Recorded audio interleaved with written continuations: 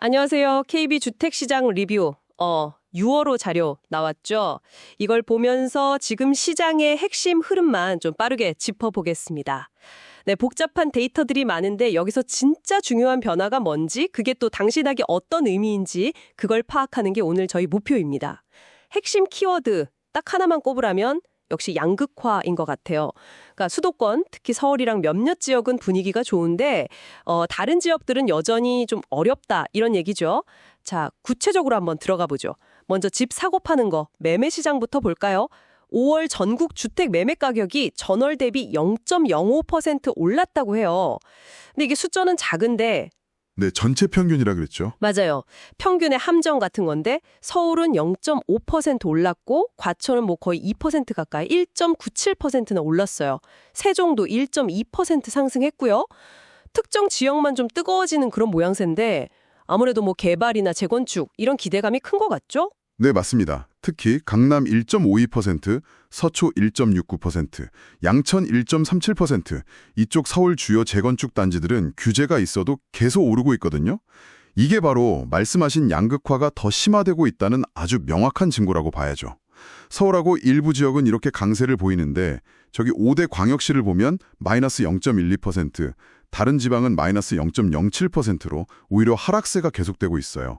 그러니까 시장을 움직이는 동력 자체가 지역별로 완전히 다르게 작용하고 있다. 뭐 이렇게 볼 수 있겠습니다. 아, 그렇군요. 그리고 또 하나 흥미로운 점은 4월 전국 주택 매매 거래량 자체는 괜찮았어요. 6만 5천 건 이상으로 꽤 활발했고 연초 대비하면 12.2% 늘었거든요. 근데 이 회복세를 수도권이 주도했다는 겁니다. 수도권은 무려 28.8%나 늘었어요. 거래는 늘었는데 그 열기가 일부 지역에만 확 쏠린다. 왜 그럴까요? 특히 어떤 분들이 많이 움직이나요? 네, 전반적으로 매수 심리가 조금씩 살아나는 것도 있겠지만 역시 재건축 규제 완화 같은 기대감이 커지면서요. 상대적으로 자금 여력이 있는 50대 이상 연령층의 투자 수요가 좀 눈에 띄게 늘어난 걸로 분석됩니다.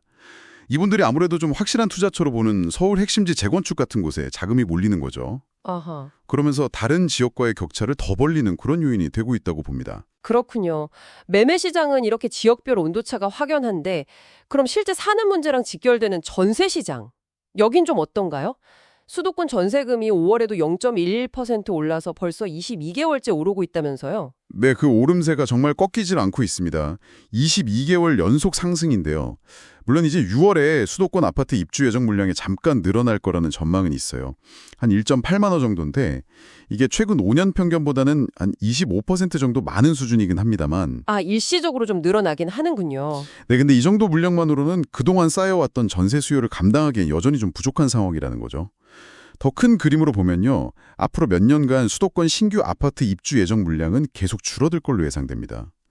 올해 한 17.1만 호에서 내년에는 14.1만 호고 그리고 2026년에는 11.1만 호 수준까지 떨어질 전망이거든요. 와, 결국 앞으로 몇 년간 이 수도권 새 아파트 공급 수도꼭지가 잠기는 셈이니까 기존 주택에 대한 전세 수요는 더 물릴 수밖에 없고 그게 가격 상승 압력으로 계속 작용할 가능성이 높습니다. 와, 공급이 계속 줄어든다니 전세 사시는 분들 부담이 정말 커지겠네요.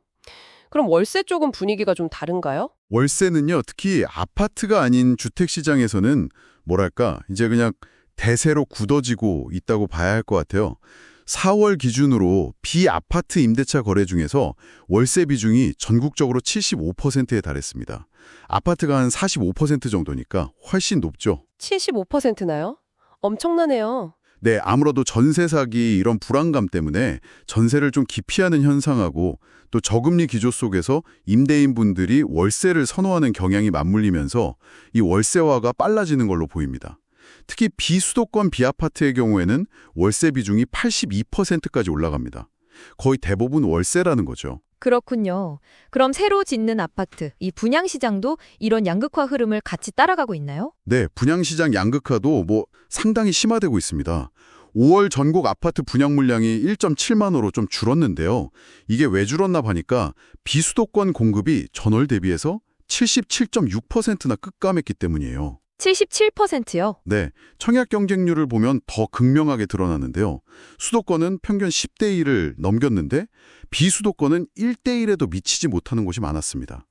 그리고 전국 미분양 주택이 4월 기준으로 한 6.8만 호 정도 되는데 전체 물량은 소폭 감소하긴 했어요. 근데 진짜 문제는 준공후 미분양입니다. 아, 다 지었는데 안 팔리는 거예요. 그렇죠. 소위 악성 미분양이라고 하는데 이게 2.6만 호로 21개월 연속 증가하고 있습니다. 이건 상당히 우려스러운 부분이죠. 결국 자금 여력이 부족하거나 수요가 없는 지역에서는 다 지어놓고도 팔리지 않는 집이 계속 쌓이고 있다는 신호니까요. 상황이 정말 지역별로 너무 다르네요. 마지막으로 주택금융시장, 그러니까 주택담보대출 쪽은 어떤 변화가 있었는지 좀 짚어주시죠. 네, 5월 은행권 주택담보대출 잔액이 전월 대비해서 4.2조 원 증가했습니다. 이게 8개월 만에 가장 큰 증가폭인데요. 이유를 좀 보면 크게 두 가지 정도로 해석됩니다. 하나는 지난 2, 3월에 일시적으로 규제가 좀 완화됐을 때 서울 중심으로 거래량이 늘었던 영향이 시차를 두고 나타난 걸로 보이고요. 또 하나는 이제 곧 7월부터 스트레스 DSR 3단계가 시행되잖아요. 대출 심사가 더 까다로워지니까 그 전에 미리 대출을 받으려는 선제적인 수요가 좀 몰린 영향도 있는 것 같습니다. 아, 미리 받아두자 이런 심리군요. 네, 그런 거죠.